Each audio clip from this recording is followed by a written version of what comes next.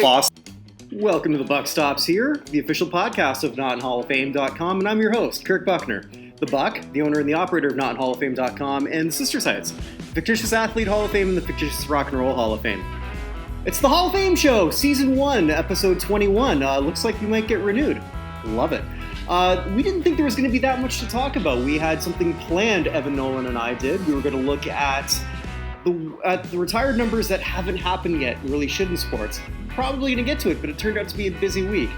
Some unfortunate passings in basketball, Jerry Sloan and Eddie Sutton. So we looked at their careers. We also looked at the St. Louis Cardinals and their Hall of Fame. They've just announced 3 new members. And Canada Sports Hall of Fame, which is a perfect tie-in for that major project that Evan and I are working on. So without further ado, here's Evan Nolan. Evan, how you doing today? Doing all right. How are you, sir? Pretty good. Bit of good news here in Barbados. They're lifting a lot of the restrictions here as of Monday.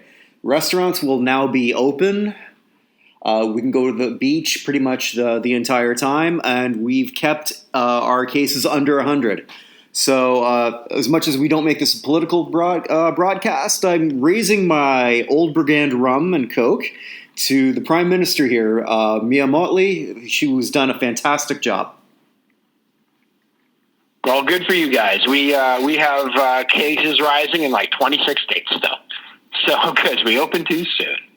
Yeah, well, good. I'm glad to hear that. And you'll be able in like 2 weeks to enjoy at least 2 games of the English Premier League. So I've been watching the Bundesliga to sort of keep, and I've been enjoying it. Yeah, the EPL is going to have their first games on the 17th of June, and there are 4 teams that have only played 28 games, while everyone else has played 29. And so those teams are matching off. I think it's Man City and Arsenal, which is a good game in itself, but the other game is way more important. It's, I think, Sheffield United, Aston Villa. I think it's Villa. And if Sheffield United wins that game and then they have to cancel the season, Sheffield United gets a Champions League spot. And if Aston Villa wins that game and they have to cancel the season, Aston Villa is no longer in the bottom 3 in the table. And that's on the 17th? I'm sorry? And that's on the 17th?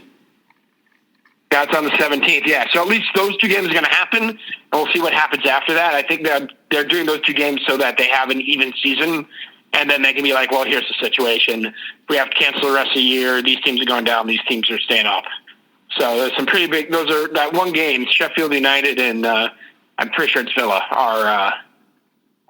is a massive game that even though their names aren't quite as big over here as they are over in England, particularly Sheffield United.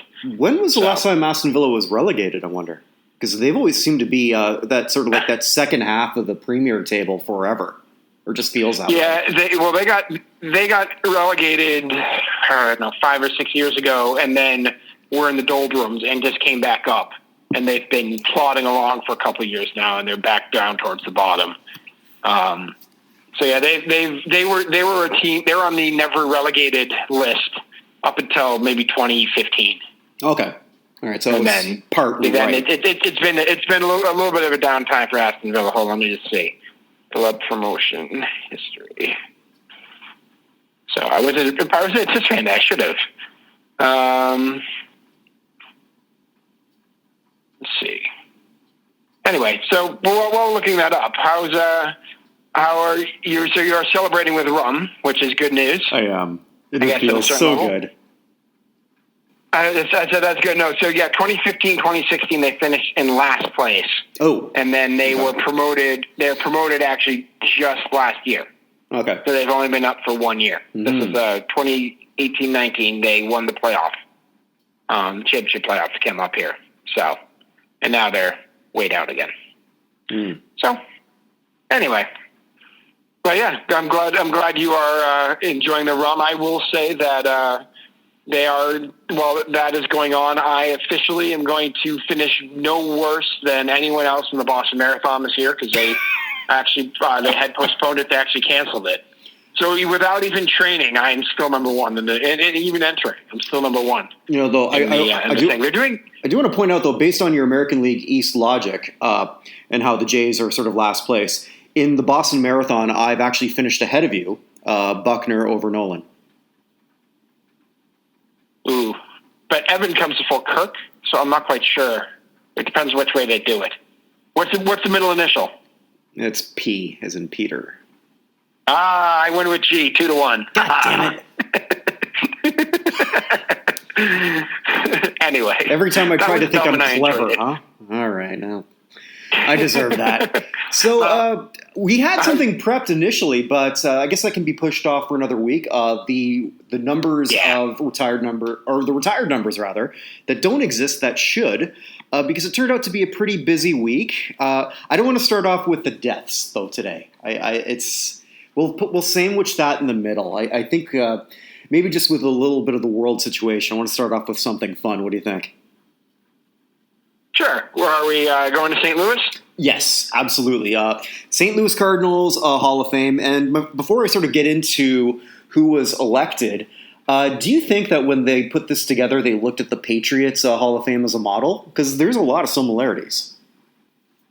Yeah, it wouldn't surprise you if that's what they did. Because, they have more than one player going in. But other than that, it's pretty similar, it seems. They just have more people up and more people who could vote in. They had, who was it? It was Steve Carlton, Keith Hernandez, Tommy Herr, who else was in there? I'm sorry, my computer froze for a second. Edgar Renteria, Lee Smith, John Tudor, and I'm missing one, Morris. I think Morris's first name. Oh, Matt Morris. Matt Morris, thank you. All I had was Jack Morris in my head, and I knew that was wrong. So those were the 7 you could vote for, and 2 of them ended up getting in. Yeah, before we sort of look at the 2 that did, I want to talk about Bill White, who was elected via the Red Ribbon panel. So I want to read off here a quote here, because I didn't even realize he was still alive, and he is. He's 86. And he won't be attending the ceremony just due to, I guess, health concerns. But in an interview with STL Today, or CNL Today, however they pronounce that, .com, just listen to the humble nature of him, of what he said. My honest feeling is I shouldn't be in. There are guys who have done a hell of a lot more than I did. I don't have the stats to be in. I didn't play long enough, didn't get enough base hits, didn't drive enough runs, didn't hit enough home runs, whatever. But I'm content with what I've done in my life. Like, how humble is that? And he's the best player of the 3 to get in my opinion. Yeah, by far. No, I don't think that's even close. I'm not sure exactly whether the fans made the correct choices in who they elected, but the Red Ribbon panel made the absolute best choice for who they got in. It's kind of amazing that he wasn't in already. Mm-hmm. No, he's a World Series champion, 7-time Gold Glove winner, 8-time All-Star. There aren't that many guys like that who aren't in teams' Rings of Honor Hall of Fame out there. Right. There just aren't. And stat-wise, he's more than qualified. Actually, more than some of the ones who've been up. So I appreciate the humility, but Mr. White, please toot your horn a bit. And if you won't, Evan and I are going to do it for you. Mm-hmm. And there was a reason why. That's why I wanted to bring his name up first. And also, when I posted the article, it was his picture I put up. And I also want to point out one other thing that's outside of the Cardinals Hall of Fame, but I think is also more important, because we brought this up last week when we were talking about the former general manager Yankees, Bob Watson. Sorry. Mm-hmm. It takes me a second sometimes. But Bob Watson, we were wondering if he was the first African-American general manager. We found out he wasn't. Bill White was the first African-American ever to hold the highest. He was the first African-American ever to be NL president. So he's the first African-American ever to extent go that high in sports at that point when he replaced Bart Giamatti in 1989 when Giamatti became commissioner. Which is just a whole nother level of how wasn't in the Cardinals Hall of Fame already. I don't understand. Yeah, I'm just reading here too. I wonder, like, sometimes I don't believe everything I see on Wikipedia. First African American to broadcast a National Hockey League game when he called some Flyers games. Is that true? That's awesome. That I have no idea. I didn't even know. I just knew he had been the National League, the first National League commissioner or whatever, or head of the National League. But yeah, wow. If that's true too, that's pretty fantastic. Mm-hmm. He also hit a home run in his first at bat in the majors and hit for the cycle. There aren't that many people who've done both those things either. You know what I miss about baseball is the triple. Triples and inside the park home runs are actually the most exciting places in baseball. Absolutely, they're just incredible. I will always miss the complete game, and I'm really aging myself here. But when a pitcher goes out, does 5 innings, allows 2 runs, 4 hits, and he's leaving the game tied, and that's worth a standing ovation. All right, I'm the old man yelling at clouds right now, but it's yeah, it seems kind of weird to me. But I digress. That's very much a thing of the past. There are going to be very few of those. I mean, if you have 3 complete games in a season at this point, you're probably the Iron Man of the league. No, absolutely. You may be the Iron Man of the decade. Yeah, those days are definitely done.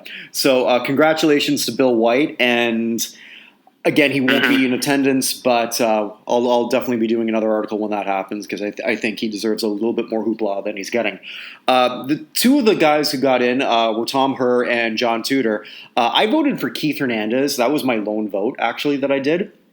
Did you vote in this one? And if you didn't, who would you have voted for? Yeah, I did. I voted for Lee Smith and Keith Hernandez. Mm-hmm. Yeah, and those are... So, go ahead. I was going to say, Tom Herr doesn't surprise me. His longevity was certainly there. A member of a World Series team. John Tudor, one really good year. That's about it to me, unless I'm missing something. No, I mean he won 21 games in 1985 for that team that made the pennant, and then had possibly the worst call in the World Series when the Royals ended up winning. But I mean, other than that, he's 21 and he had 21 wins that season and 62 total. So he had 41 more wins over 4 more seasons with the team. So about 10 a year. Yeah, I mean, that was the one. That one was a little surprising. Herr, was part of the double play tandem with Ozzie Smith and was on the 85 and 87 teams. 85 team made the World Series, 87 team made the playoffs. So I understand that. That's the guy who was on the team for almost a decade and was part of the beloved double play tandem with Smith. So that one didn't surprise me so much. But yeah, I agree that the fact Tudor was the second one was a little bit surprising. Yeah, I'm not even sure that Tudor is even ballot worthy, to be honest. But so be it. Congratulations to them both. And it does sort of it did make me think about what we're sort of planning to do with the U.S. Athlete Hall of Fame. And I'll go into this question now. I was going to save that for later, but my show, I can do it. Okay. I can do this now because exactly. I thought we were going to end with that, but we can do it now. Let's go for it. What do you got? Yeah, well, just this one question because I've got the rest that I'm going to save up for the Canada Sports Hall of Fame bit. But for this particular one, they've got the sort of the Red Ribbon Committee and sort of the newer committee, again, modeling after the Patriots, which kind of we're going to be doing a lot of the same thing too. Do we sort of go with an older category, or do we wait a few years and then separate it by eras?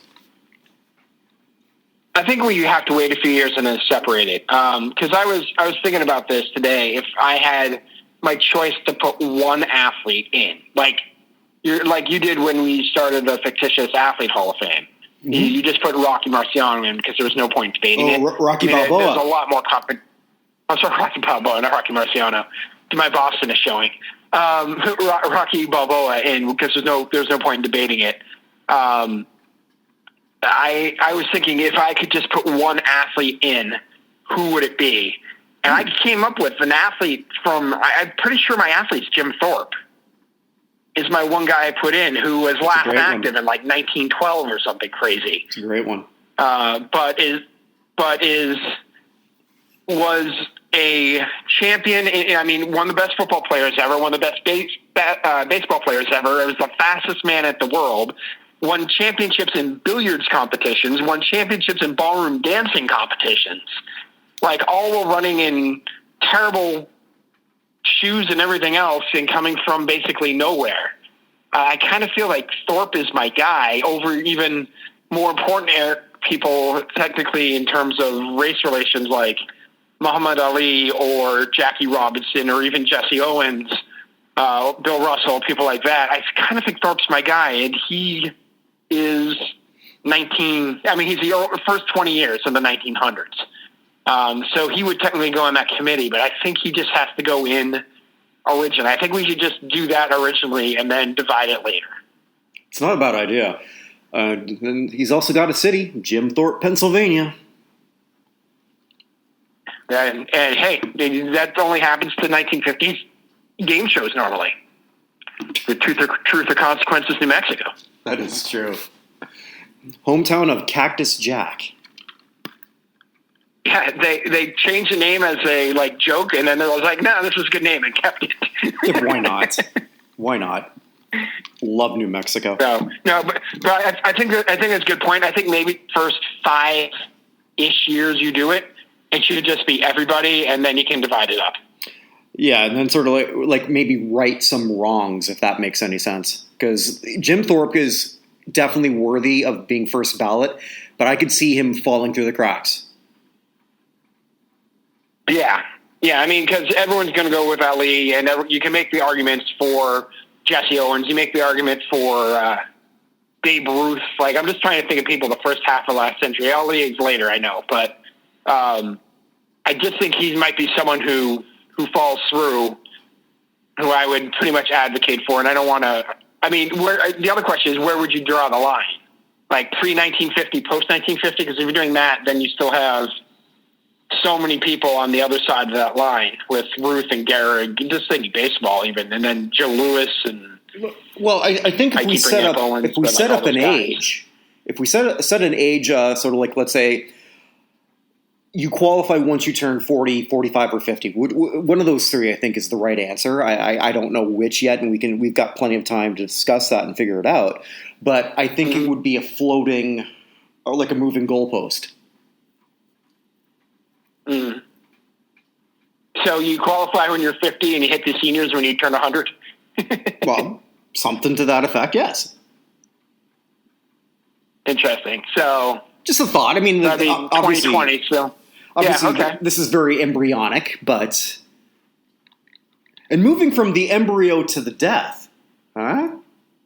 Oh, well, that was forced. That was inspired and stretch. But go ahead. It was, but yeah, there's a couple passings, and it's kind of funny. Like it seems like this always happens, right? We say there's not going to be that much to talk about, and then within a couple days, two very important passings in the world of basketball occurred.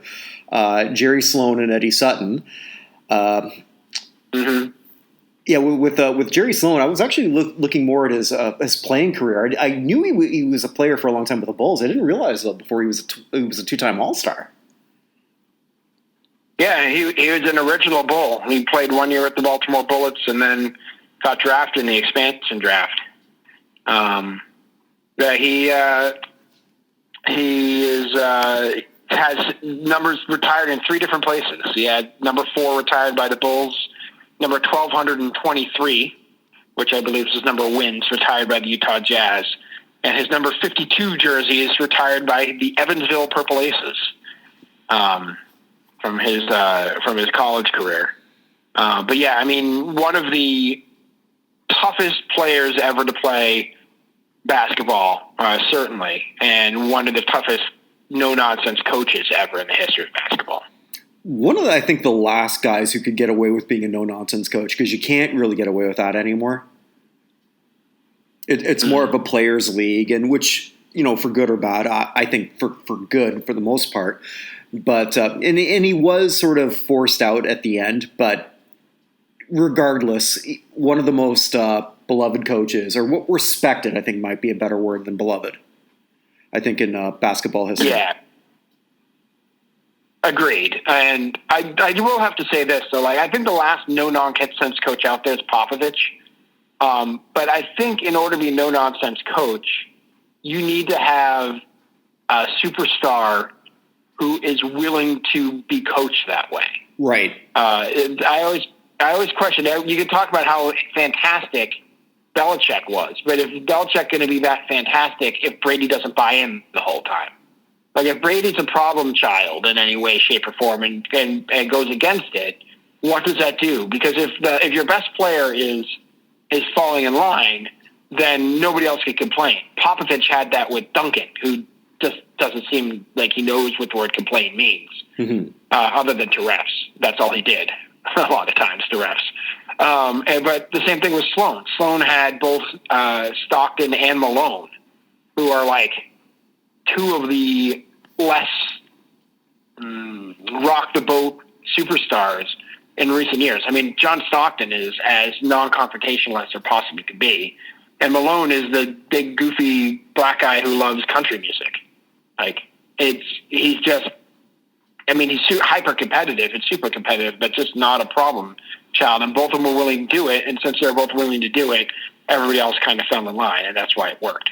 Yeah, but in basketball, it's a much different sort of ball game, literally, because it is more of a star-driven sport than everything else. In basketball, especially now, if the star doesn't buy in, you're done.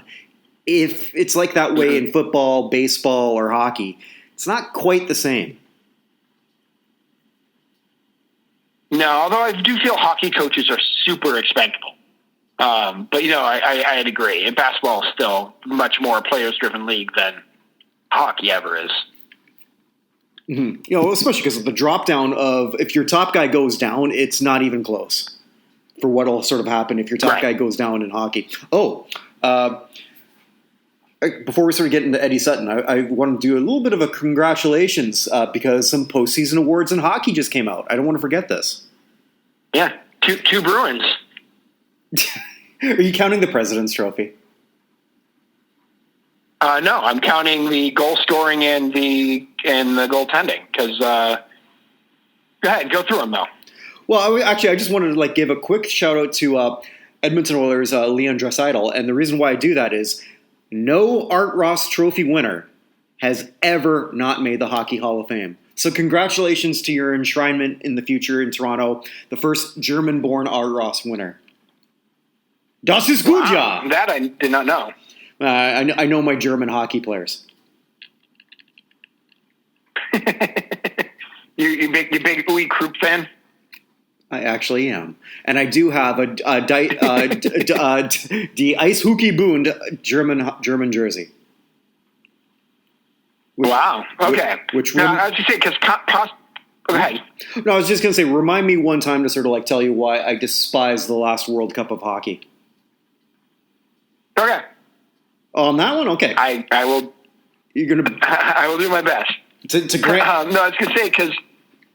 Go ahead. We keep talking over, John. You just go. Okay. You know what? I'm going to say it now. I hated the World Cup of hockey because there's no way that Team Europe should have existed. Stupid, stupid, stupid, stupid, stupid. What if they won? What if they won? You think the people of Germany would be really happy? Hey, we won. Oh wait, we were part of some other group, super group. Oh, that sucks. Kind of like when it took the entire world to beat us. They didn't really beat us. They all ganged up on us. That's kind of bad segue, but yeah, that's how it was. Also, the combination of Canada USA under 23 players. Stupid. Mm-hmm. It takes away you're not going to see that in any other world tournament.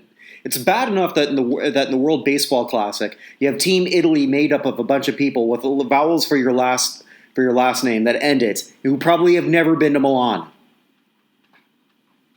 Yeah. Well, who isn't it? Tim Tebow is playing for Team Philippines, right? Is he really? Yeah, he was born there. His parents were missionaries. I did not know that. That's pathetic. Yeah. So, no, but what I was saying though was the Tuukka Rask and Yaroslav Halak got the Jennings Trophy for fewest goals allowed since they both played 25 games. So they allowed 167 goals in 70 games, which is less than 2.4 a game, which is pretty damn good. And Ovechkin and David Pastrnak split the Richard Trophy. They both had 48.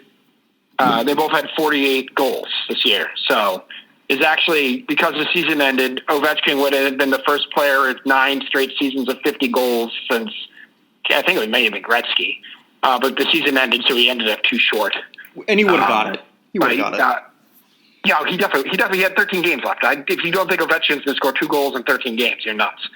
And Pastrnak had 95 points. He would have been his first season getting 100 points. He had 13 games, or he had 12 games to get 4 points or 5 points. So, it sucks the regular season's over.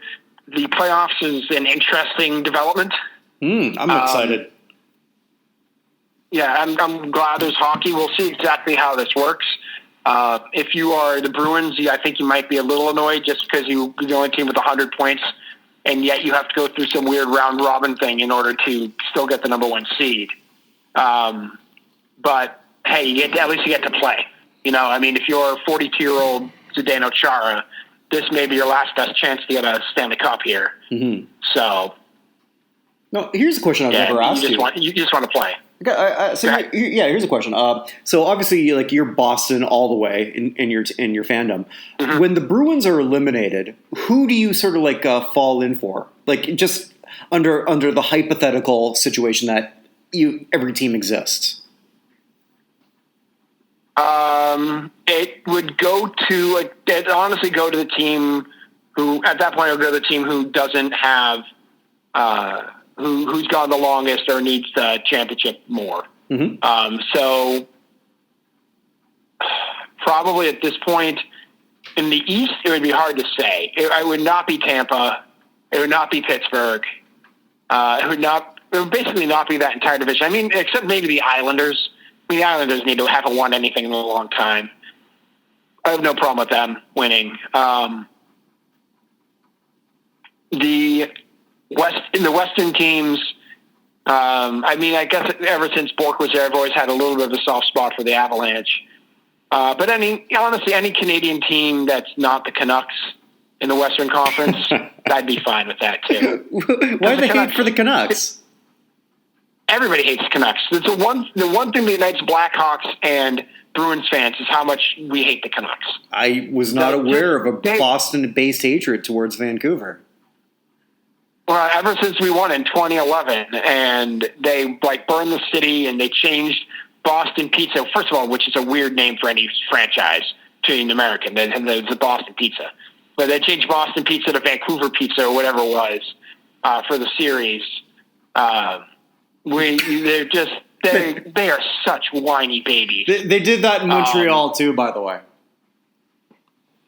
Yeah, well, but we expect that from Montreal. Montreal is always Montreal. Mm-hmm. But yeah, no, I guess that would probably be. If I actually don't even know. Did the Sharks make it even with all these teams? Maybe they may not have, because if it's that's honestly the real answer. Mm-hmm. If the Bruins eliminate, I want Joe Thornton to win. I'm just pouring some more rum here because I've earned it. I feel like a middle-aged housewife here or there. I've earned this. I've earned this drink. Yeah, all right, so no, the Sharks don't even make it. No, I just know there are 24 teams. I didn't even see which ones they were. Yeah, the Sharks don't even qualify. So I guess I'd have to find another team. Why not the Oilers? Well, living in Alberta for 5 years.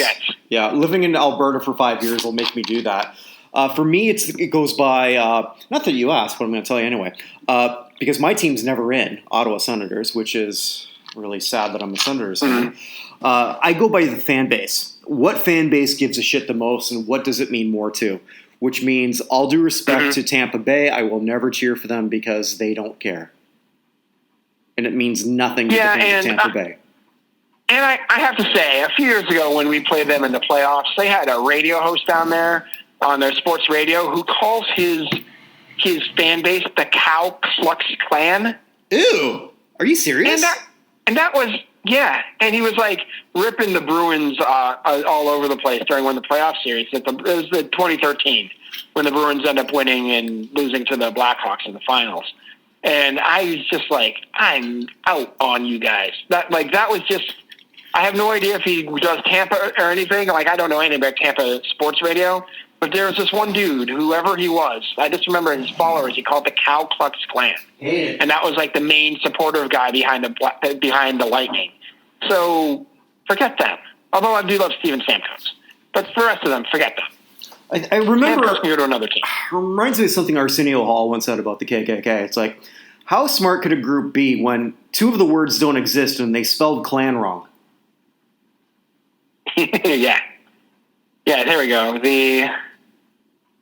I don't know. Anyway, so yeah. And speaking of the Ku Klux Klan, let's talk about Eddie Sutton.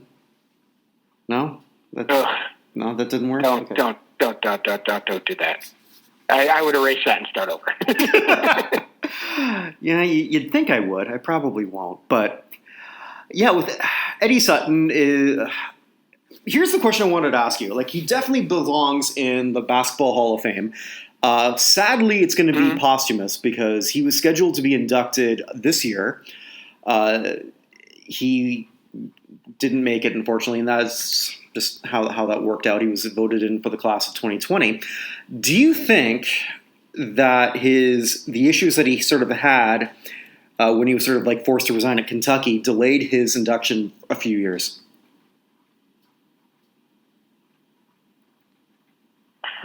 Probably. I mean, he was two-time college coach of the year, which is usually enough. Right. So, I mean, that's entirely possible. I mean, the way things ended at Kentucky, particularly with the way right after he left and Pitino took over and Kentucky, took off. Right. The answer is it's entirely possible, yes. Because, I maintain that I think the biggest reason Chris Webber isn't in is because of the issues at Michigan, not because of what he did there, just because of how his history is technically wiped out. Mm-hmm. And that sort of that drives me completely mental, and then it just made me think of that when Mr. Sutton passed away. That was the first thing I sort of thought of is, should he have been in a few years ago? I mean, the College Basketball Hall of Fame inducted him in 2011. And he last coached in 2008, meaning that his credentials were already there. You're basing it completely on a college basis. And we all know that the Basketball Hall of Fame, it's got a weird bar. But I have a feeling that some of the gatekeepers, and we don't even know who the gatekeepers are, which is one of the reasons why you and I sort of have issues with it, because we really don't even know who the committee is. So, or is it the same type of thought process that sort of delayed him? And it wasn't that anything that happened in Kentucky was necessarily equated to him. It was sort of a bit like Paterno. There's all this shit going around you, and you don't really do anything about it. Yeah. Although, I mean, I read more about the whole. So for those, let's just go through the scandal for those who don't remember it. Mm-hmm. So Kentucky was already slightly on probation, and they had a recruit who ended up playing the NBA they had actually a player named Chris Mills, who played for the Warriors and probably should have been better than he was in the league. But anyway, so Chris Mills' father was allegedly given a Emory. There used to be a delivery service that competed with DHL and UPS and FedEx named Emory. And if you remember those commercials from the 80s, it's as good as there. Anyway, with Emory. But thank you. I remember my commercials from 1987. But they allegedly had an envelope which Emory guys allegedly opened to find that there's $1,000 in cash going to Chris Mills' father from Dwayne Casey, the assistant coach. They then somehow got Dwayne Casey not involved in it. And essentially, Eddie Sutton was forced to resign because they were talking about giving the death penalty to Kentucky basketball. In retrospect, looking at this, the whole thing just looks like an awkward setup. And I don't know how real it was, this whole thing for over $1,000. By the way, Sean Kemp was their top recruit and was supposed to be going to Kentucky and end up backing out. But yeah, the whole thing was just weird. And then he ended up surfacing at Oklahoma State, and Oklahoma State was really good and made that Final Four in, what was that, with the Final Four that UMass didn't officially make, 1995, I think, with Marcus Camby and Lou Rowe. Oh, God, yeah, I remember. And guys like that. That ended up losing to Pitino's Kentucky team in the Final Four, although that didn't apparently occur because Marcus Camby got a $200,000 necklace. And Oklahoma State was in that, and he was fantastic as a coach. I mean, those Oklahoma State teams repeatedly were competing heavily with Texas and Kansas and Missouri and all those other schools you think more of basketball, but he had Oklahoma State up there and at the top of the polls year after year after year. And he was there as the father figure when they had the plane crash, where they lost most of the staff of the team. So yeah, I mean, you're right. It probably had something to do with it, although the whole thing just seems strange. So it's, to answer your question in a very long-winded way, I think, yes, it may have had something to do with it, but I don't understand exactly why that scandal would have happened. Like, who opens up a sealed envelope just on a whim? And like, the whole thing just seemed like a setup, and I don't know who set them up, but it just seemed weird. I think I need to watch Blue Chips again and then research back. How many kids did Sean Kemp have at that time?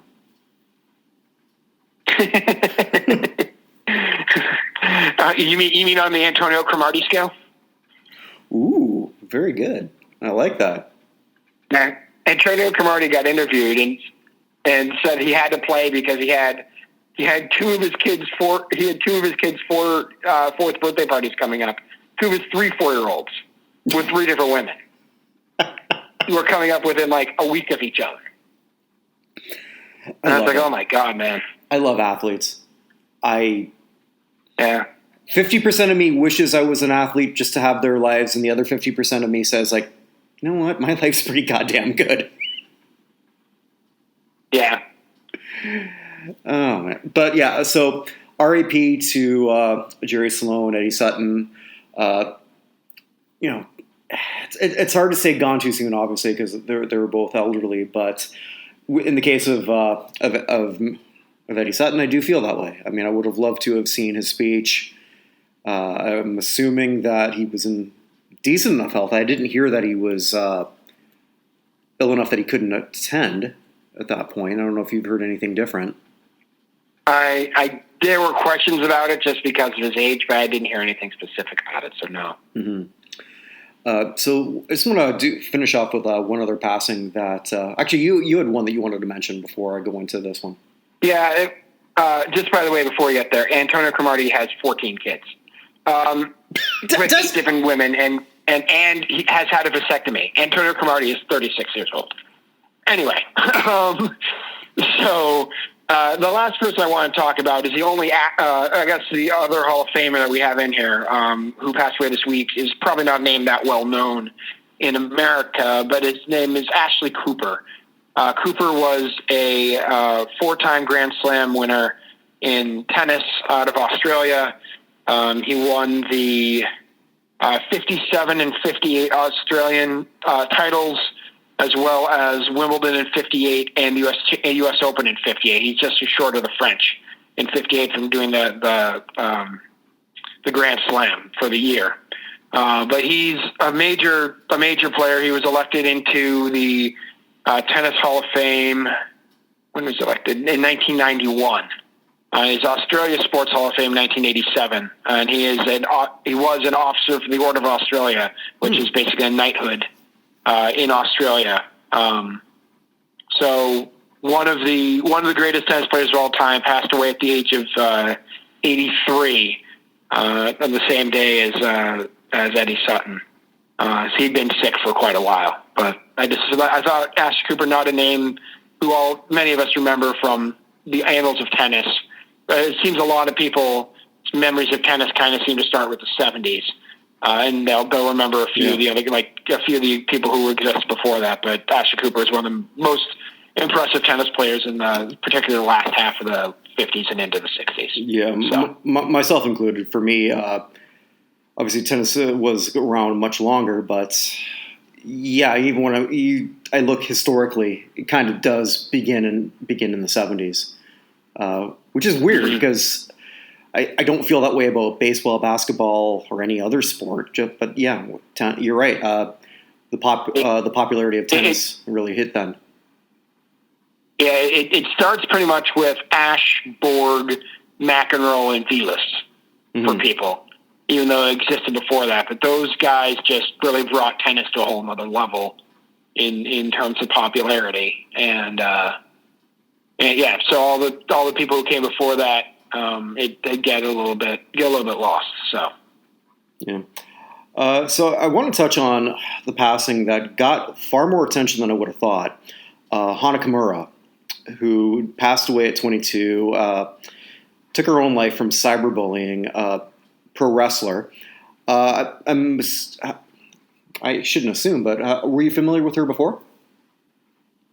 No. Okay. So I saw her first wrestle. I never saw her live, but in a company called Ring of Honor, which arguably is the number 3 promotion in the United States. And you ever just see someone, they have it? That it's cool. Mm-hmm. Yeah, and she was that person. Before she passed away, she worked for a company called Stardom, which is the largest wrestling company in Japan, predominantly of just women wrestlers, and they were just purchased by New Japan, which is the biggest company in Japan. So they bought that company with the intention of essentially taking that to the stratosphere. And she was going to be their big star. So she had just wrestled at the Tokyo Dome on the January 4th show. Was it the 4th or the 5th?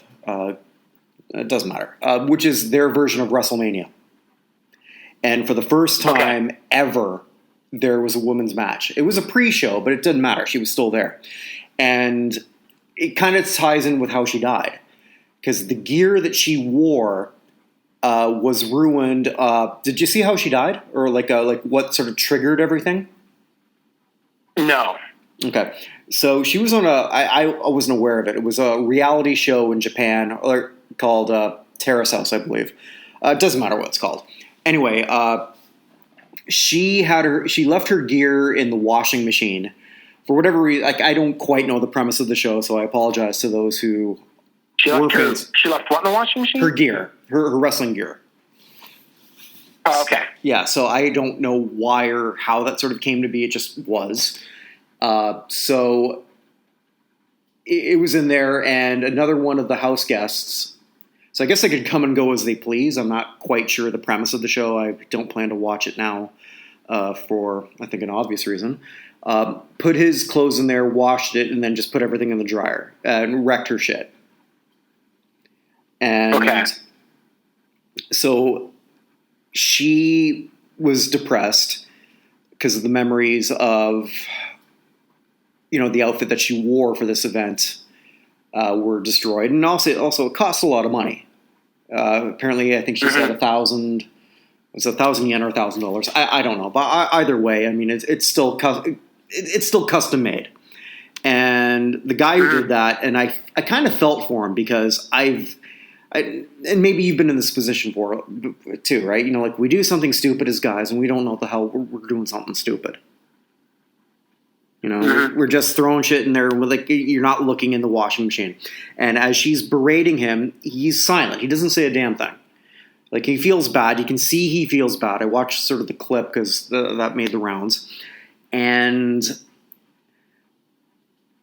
she came up to him, grabbed his hat, just threw it. That's it. That's all she did. She didn't do anything. She didn't attack him.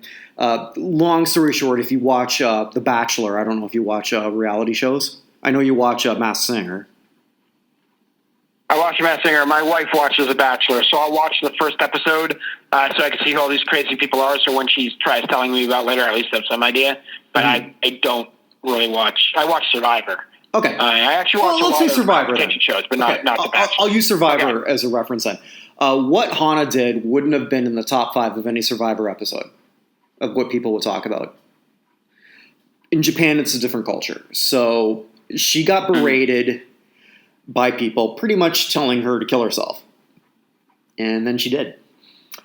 Right before she passed on, she sliced up her arm, put a picture of that online, and essentially the cry for help. By the time people got to her, she had already taken. You know what? I've forgotten what exactly she did, but it was already too late. And for myself personally, that got to me because that was somebody I don't weep for Eddie Sutton, not because I'm cold, but because he lived a great life. Jerry Sloan, same thing. When Kobe passed on, I didn't feel so bad for him because he was 43 and he did more than most of us will ever do 10 times over in a lifetime. I wept for his kids, or for his daughter, and for the other child in there. Hannah is the same way, maybe because I've dealt with depression. I don't want to go through my own life. Nobody cares. But, I've fought through that shit in my life. And at 22, for someone who would have been a star anywhere and everywhere in the world, she could have been a star in the U.S. She would have been, guaranteed, if that was the route she wanted to take. And it will... And hold me accountable to this, Evan, because I'm going to try to monitor my own Twitter behavior. We'll see if I do that. I don't know if I can, because I'm a sarcastic asshole. But I'm. Well, at least you're drinking again, so that will help. I think so. I'm far more mellow when I drink. But yeah, it got to me because that she should have been or she could have been, rather, somebody who would have transcended like Becky Lynch did in the last year. That's what I thought she could have been. I really believe that. Well, I didn't know all that stuff, and that sucks. That's all I can say. So. Yeah, so it's just one of those things. I guess whenever we're tweeting at someone, and I'm going to hold myself accountable, I'm just going to try to be a little bit better. On this show, we'll see how I do. But I honestly don't know. But yeah, that one really got to me. And speaking of which, I think she might have visited Canada once, which goes to the Canada Sports Hall of Fame. No? Okay, I got nothing. I'm horrible at segues. I was wondering how you're going to get there. But yeah, I think this is where we need to finish up tonight. Yeah. Because I like the class. The class is interesting that got into Canada Sports Hall of Fame. Mm-hmm. Yeah, so just for the Canada Sports Hall of Fame, for most people, they're going to be aware of Steve Nash. He's the headliner by every account. Great Canadian basketball player. Never actually represented Canada, I don't believe. Interesting. Yeah. But, and the reason I wasn't even going to bring it up today, because it's not really that big a sports hall. I mean, it should be, but... Right, well... Go ahead. Yeah, I was going to say, there are two other names for you to just go through on there that stick out to me. Yeah, please. Go ahead with that. And I'm going to apologize to the following people because I don't know enough about any of them, but think we should say them. So, Jackie Barrett, who is a powerlifting Special Olympian. Sonia Gaudette, who is a wheelchair curler. Diane Konahowski, who is in athletics. Lori Kane, a golfer. Eric LeMays and Hickstead, who are show jumpers. Duncan Campbell, who's wheelchair rugby. Judy Kent in sports administration. And Ross Powlis in lacrosse. Mm-hmm. Congratulations. I don't know enough about you to talk about you. Yeah. There are two names that do pop up, both from ice hockey, who I left out. who I think are very important and interesting people. The first is Willie O'Ree, who is a Boston Bruin who broke the color barrier in the NHL in 1958. So he's 84 years old. He's still going. He played from 58 to I think he retired in 79. But there have been very low rumblings, but there have been rumblings about having O'Ree's number retired league-wide. I don't know if that makes sense. Robinson was a transformative figure. O'Ree was a good player, but not quite the player that Robinson was that would make people kind of look back in awe. But O'Ree is he's a wonderful man. He's all around the Bruins still a lot. And it's great to see him getting his due in there. And the other one was Sheldon Kennedy. Yes. Another former Bruin, actually. But Sheldon Kennedy is in probably not as much for his playing days as what he's done since he played. For those who don't know, do you want to talk about Sheldon Kennedy's legacy in Canada? Because you could probably speak more than I can. Yeah, I do. Sheldon Kennedy, as a hockey player, 10-year vet, which is, that in itself was very incredible, but he was one of those under-the-radar guys that unless you're really following hockey, you're not really going to know who he is. Sheldon Kennedy in the late 90s, actually while he was still active, came forward that he was sexually abused by his junior hockey coach. And this was major news in Canada. Right. Like dominated pretty much the headlines. And it affected him, as you can imagine it did. And this is when when James was his junior hockey coach. So this was the first big level athlete in Canada to really sort of talk about sexual abuse. And there's stigmas, A, about sexual abuse, B, even worse, about same-sex sexual abuse. Right. There's obviously, and then if you want to say C, the machismo of athletics, especially male athletics. And for him to sort of do that at that point was brave in sort of a Rose McGowan level, if I can say. Mm-hmm. Yeah.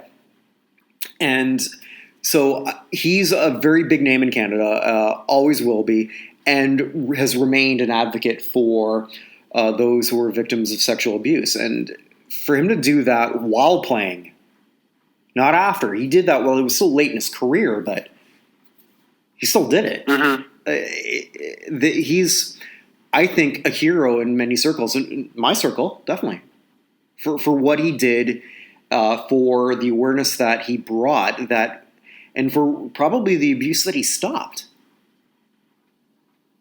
Yeah. So, and just to put it in perspective, the guy who you've brought up his name a couple times, Graham James, just so you know how big a name James was, I don't think in America we get how important junior hockey is in Canada. A minor league, kids league doesn't exist. That's important. AAU basketball, I guess it gets close, but not nearly the same thing. But his coach, Graham James, won 2 junior championships with the Swift Current Broncos. Sorry, I forgot that. And he was actually the coach. He was the coach when their bus crashed and 4 of the players were killed. 2 of the people who survived that crash actually were Joe Sakic, excuse me, and Sheldon. Sheldon Kennedy. So he was Hockey News's Hockey Man of the Year in 1989. As a junior coach, he was the Hockey Man of the Year in '89, which basically made him untouchable. So he was this isn't just any coach. This is the coach for junior hockey in Canada that he came out with. He rollerbladed across Canada, if I remember correctly, to raise awareness. He did, yeah. And all sorts of stuff. But it's just two hockey players who are trailblazers for completely separate reasons, both going in together, along with Steve Nash and those other folks who I mentioned. I just thought it was time to stop and appreciate O'Ree and Kennedy before we moved on to everything else we're going to talk about. Yeah, no, and I'm glad you did. And one thing that I'm really, because as we've discussed, we're going to be working on the United States Athletic Hall of Fame, our version thereof. I say our version thereof because there doesn't seem to be one, so we're going to do it. Yeah, we talked about the Australian Hall of Fame, and now we've talked about the Canada Hall of Fame, and apparently there's not an American Hall of Fame. It's very strange. Which blows my mind. But one thing that I did like of what they did, because both Kennedy and O'Ree, I think you and I both agree, are Hall of Famers for this type of Hall of Fame. And I think they put them in the right category as builders. One thing that bothered me when Willie O'Ree got into the Hockey Hall of Fame recently was that they didn't put him in as a builder. Because as a player, no disrespect to him, but 41 games is not a Hall of Famer. As a trailblazer, as a builder, absolutely. For what he did and for all the crap that he definitely went through. Having said that, in 1958, it wasn't like there was that he broke necessarily a color barrier, but let's just be blunt. There wasn't a lot of black people playing hockey. Probably true. It is true. There weren't. There's still not that many now. There's a lot of great ones for sure, but at this point, PK Subban, one of my favorite players who's currently active, comes to mind, but it wasn't like he necessarily opened up a door for thousands of people to say, like, oh, I can do this. He opened it for maybe tens. And I don't say this to be a dick, but that's how it was. Yeah. Yeah. I agree with the not retiring it being wide. I mean, it's not even retired by the Bruins, number 22. Grzelcyk wears it now. So, I'd agree with that. But no, he definitely belongs in. He belongs in the Canada Hall of Fame, certainly, but not necessarily the NHL Hall of Fame. Well, I'm okay with him being in the Hockey Hall of Fame. It's just I would have preferred him in this capacity as a builder, not as an actual player. Because as a player, I'm sorry. I see what you're saying. I'm sorry, I missed something in there. I got it now. Yes. Yeah. Because like as a player, like. Not that you want to ever say, like, who's the worst player in the Hockey Hall of Fame. Sadly, it's him. And it's not even close. Does he belong in the Hockey Hall of Fame? Absolutely. Just not in the role that they have him in. Got it. And, that's sort of kind of irrelevant, but it does sort of tie in with what I wanted to ask you. And I know you're sort of doing this blind. We prep, 2 minutes before each show? And it's never going to change. Well, yeah. I think 2 minutes may be long, but yeah. Well, 2 minutes and two DMs and tweets. Yeah, I tell you I'll be ready in 5 minutes, and then you're like, I'll call you in 5 minutes. Yeah, meanwhile, while I'm pouring a drink, and you're probably doing the same. But it does sort of tie in with what I sort of wanted to go through. There's nearly 700 members of the Canada Sports Hall of Fame, and I'm a proud Canadian. I love my country, but there is no way in hell that we have that many people worthy of a hall at this point. Because if we're at 700, and you're 10 times our population, 10 times our greatness not 10 times. So 2.5 times longer in existence. And probably nearly 50 times greater in terms of athletic accomplishment. What does that make it mean? What does that mean for the U.S. Athletic Hall of Fame?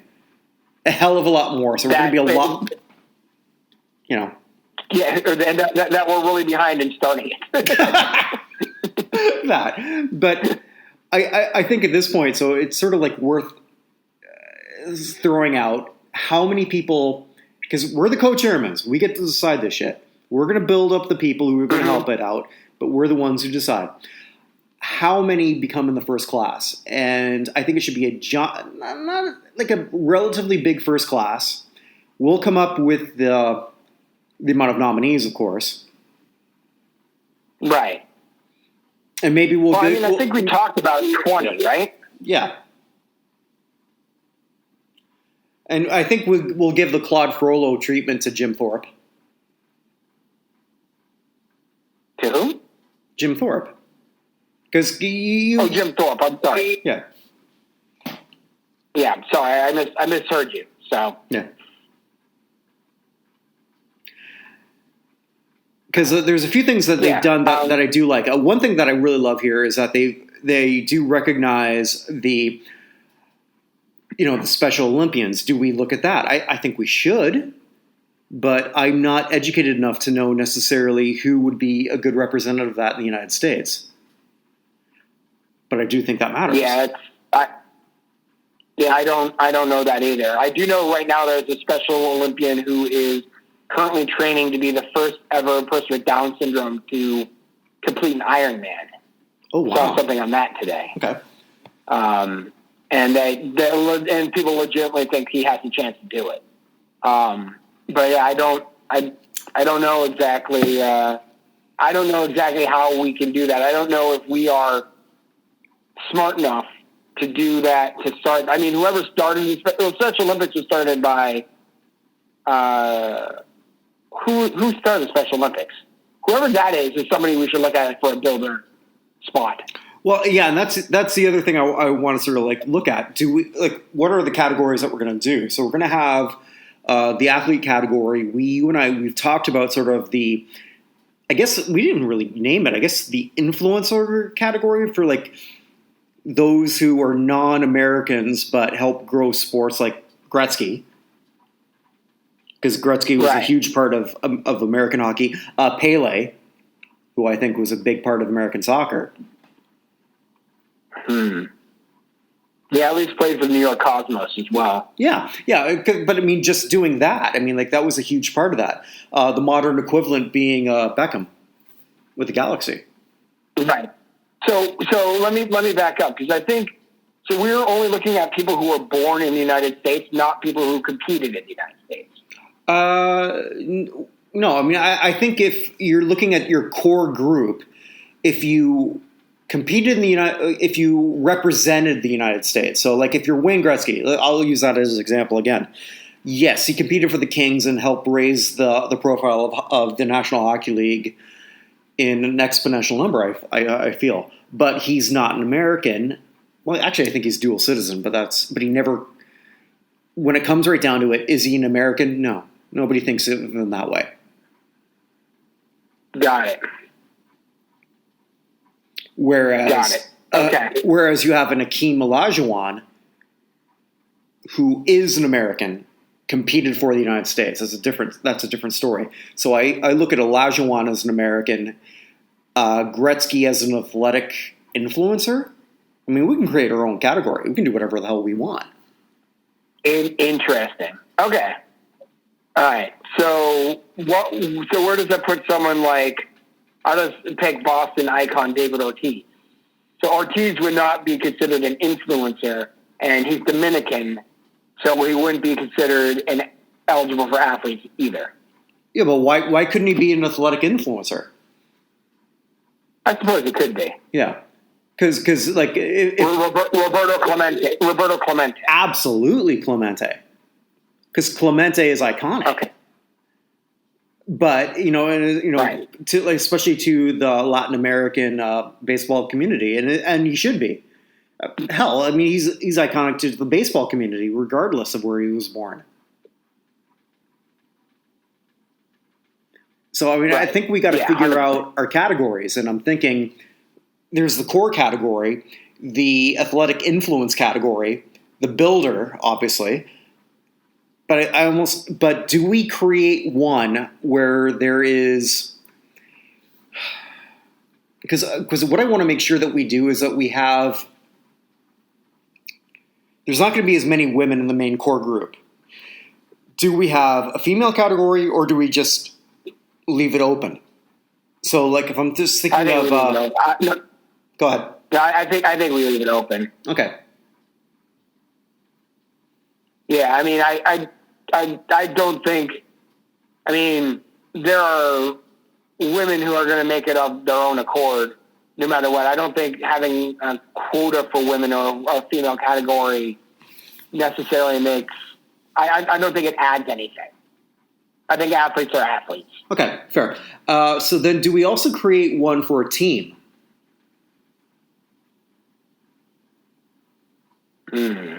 Because, we were talking about that when we were looking at a few weeks ago, we were looking at the Hockey Hall of Fame and stuff like that. Yeah.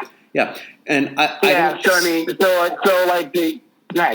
Well, I was going to say, okay, so like you can say, okay, if we just sort of look at, I don't know, like it's got anyone who has, like any team that existed within the last, like 30 years and then before that. So, because like eventually I would think that if we go ahead with all of this, the 2019 U.S. women's soccer team is definitely a team to think about, but do they qualify now? I'd say no. If we're going to sort of like... No, they got to wait in there. Right. But so you have the U.S. hockey team 1980. Texas Western.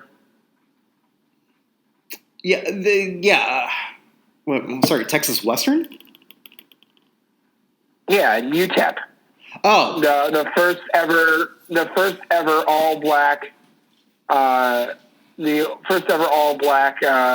starting five in NCAA history went up against the all-white Kentucky team in 65-66 NCAA finals and won. Okay, so stuff like that. So then I think we should have a team category where we only induct one every year. Did you say one? Yeah. Yeah, you broke up for a second, so I didn't hear the number. I'm fine with that. By the way, Eunice Kennedy Shriver is the person who founded the Special Olympics, which I knew. I knew it was Shriver. I can't remember which one it was because only Maria came to my head. Mm-hmm. So. Yeah, so I mean... Anyway, okay. Yeah, something to that effect I think would have a bit of merit. And then there's a whole whack of basketball teams, like in the Olympics. That would sort of work. You can go by 4x100 relay teams that were relevant. Mm. Well, it's a team. Yeah. So. Yeah. Okay. So our categories so far are athletes, influencers, and teams. Now, what are we going to do with coaches and executives and stuff? Okay, do we have builders separate from coaches?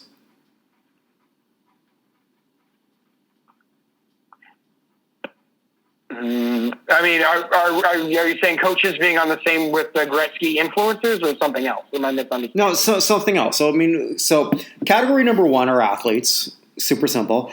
Athletic influencers being number two, like the Gretzky, Pele, and whatever. Category number three being teams. Category number four being coaches.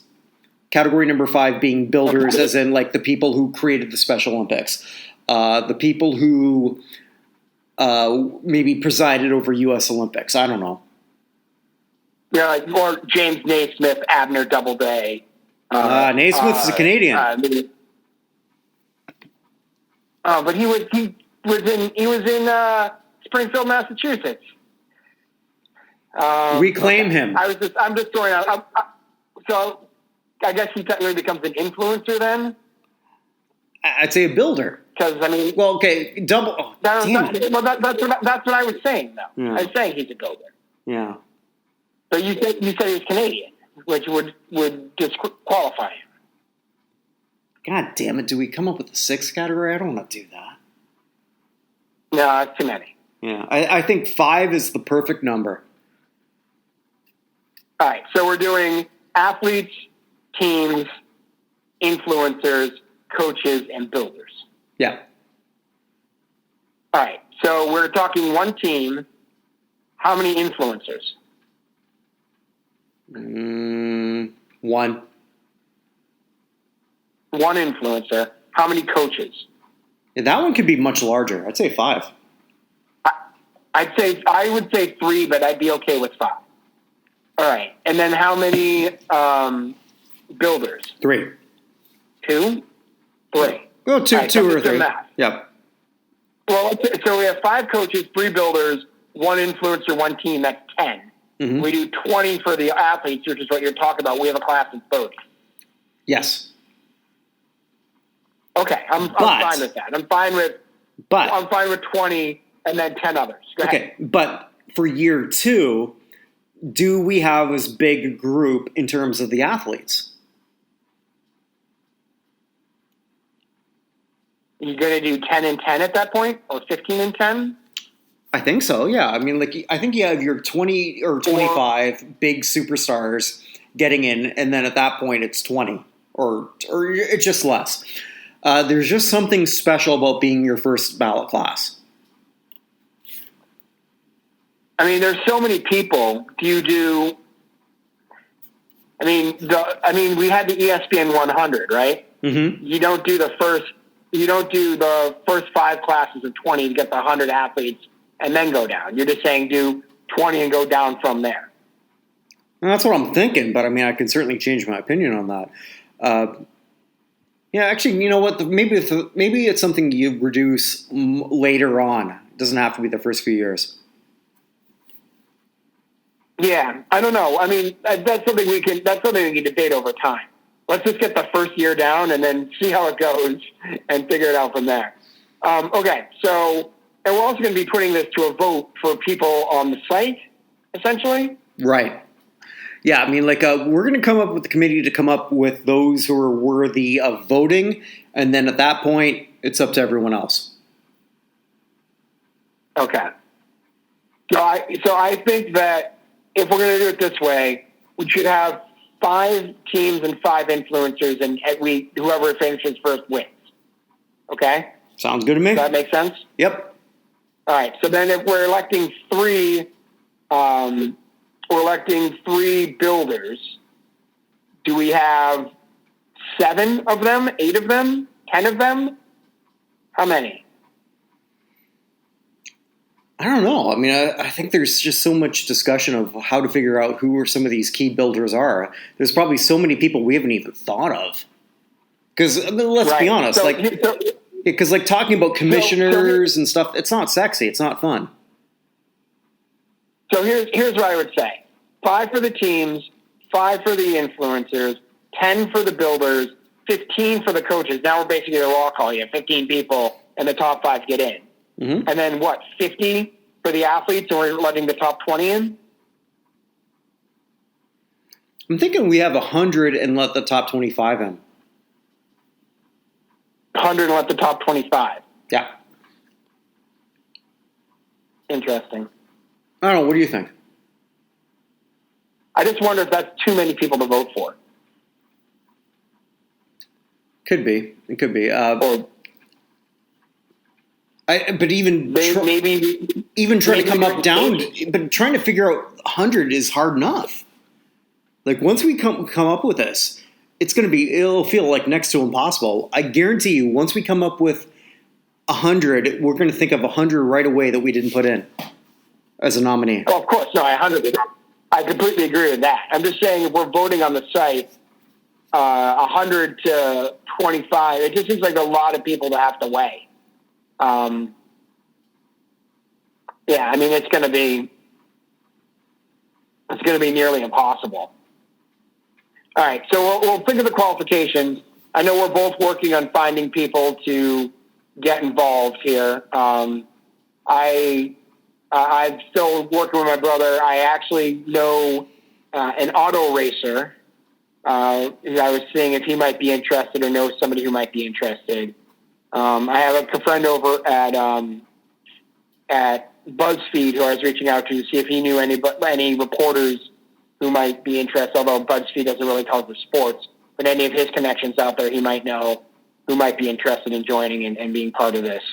Because I'd like to have like a national writer, if we can find one, who might be interested in joining with us. Oh, we'll find it. We'll find it. But by next week, we're going to come up with some good shit. I know it. Okay. Are we putting are we going to work on that mostly, or are we going to go back to the numbers that should be retired? Numbers that should be retired unless we have another week like this where there's so much to talk about. Fair enough. Okay. Well, I will ponder on this. We'll come up with some ideas. I'm going to just do a quick run through of 100 and to see what that looks like. And I'm just going to do it with people who are 50 years old or older for my list. Just Perfect. To give me a number. We can always move it down to 40. I'm just telling you, for my thing, I'm going to do people who are born before 1970. Just make it easy. Sounds good. So, and see what that looks like, and we can go from there. Sounds like a plan. And I'm sorry? Sounds like a plan. Excellent. So I will talk to you next week, man. I'm hoping. You bet. Just please, if I call, hopefully you'll answer. It's all good. I haven't not yet, so I'll talk to you later. All right, take care.